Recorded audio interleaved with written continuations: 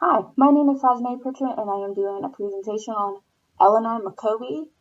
A little bit about who she is.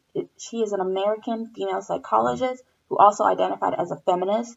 She's known for her work in gender and development, parent and child relations, sex differences, and family development.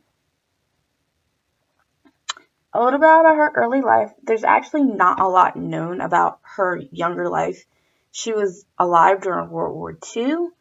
She was born May 15th, 1917 in Tacoma, Washington. Her mother was a musician and her father was a businessman. She also had three other siblings, which she was the second oldest child.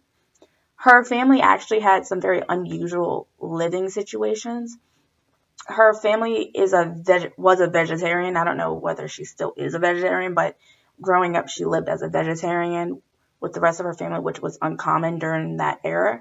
And they also believed in like Buddhist beliefs and reincarnation and Hinduism and things like that. So they were very different from their time. She attended Reed College for 2 years, and then she transferred to Washington University, where she earned her bachelor's degree, and she also met her husband, Nathan Maccoby, there. He was also studying psychology as she was, and then she earned her bachelor's degree there. While there, she actually met another psychologist, Edwin Guthrie, who is known as a behavioral psychologist. Then after she graduates from the University of Washington. She goes to the University of Michigan, where she earns her master's and her PhD in psychology.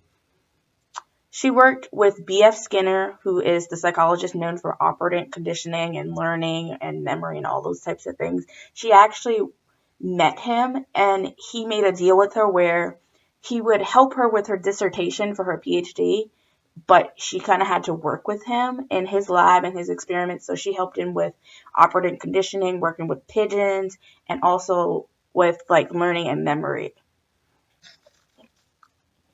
So she did end up earning her dissertation thanks to B.F. Skinner. Her career, she taught as a child psychologist at Harvard. She actually spent a lot of her career teaching more than researching. She took a faculty position at Stanford University along with her husband, who also took another position there. She was the first woman to serve as chair of psychology at Stanford University. Some contributions she has is the Maccoby Award, which is a much shorter condensed word for like the Maccoby Book of Development Award, because it's basically award. She was the first person to be awarded this award, but it was an award created in her name because it focused on development. So people who made groundbreaking evidence of something in the development and wrote a book about it would earn this type of award. She also had a lot of books on child rearing back in the 50s. She did a lot of research on child rearing and parent-child relations, looking into divorce and how that could impact your child.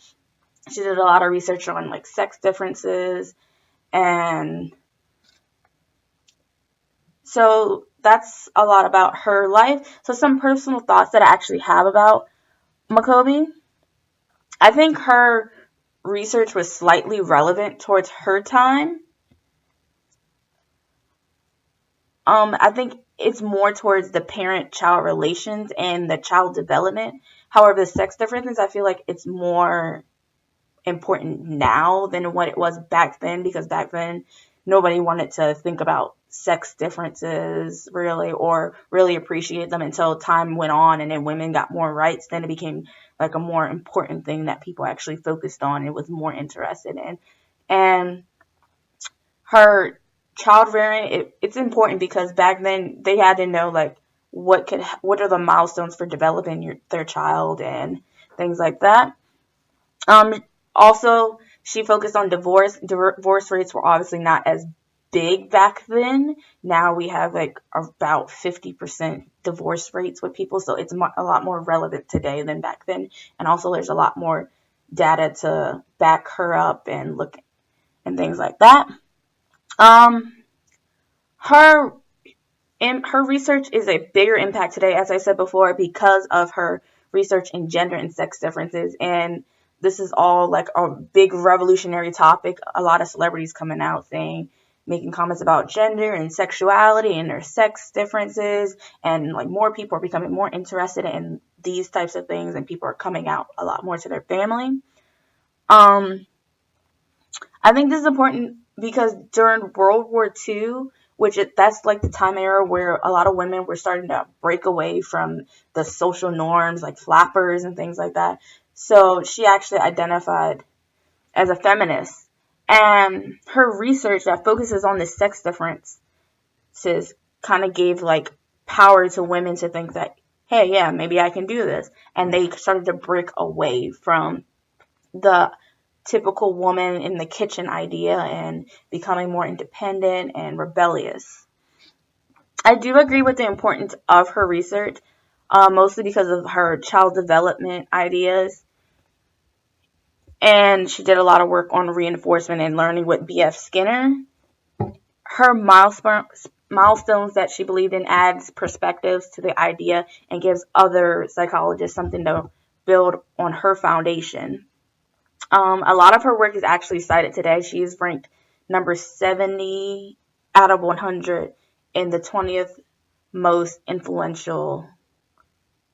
century most influential psychologists. I do see a connection between her life and her work. She identified as a feminist, therefore understanding sex differences were important during this time, like I said before, because of World War II, women breaking away. There is that connection where she believed that women obviously should have that power as a feminist. So she needed to find those facts to say that women deserve to have the things like a higher pay and faculty positions, which learning back in the rest, which, and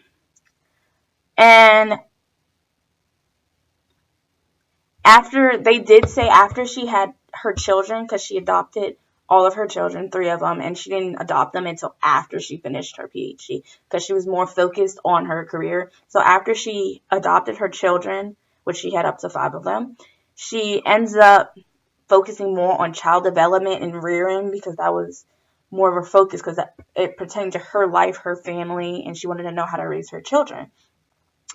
And also about adoption and things like that and how that could affect their child. One thing I think is really interesting is Eleanor Maccoby is actually still alive today, which really surprised me. She turned 100 back in May. And she's not doing as much research now, because after she had her children, she decided to just more settle down and just focus more on just teaching and less on the research. And yes, that is my presentation on Eleanor Maccoby.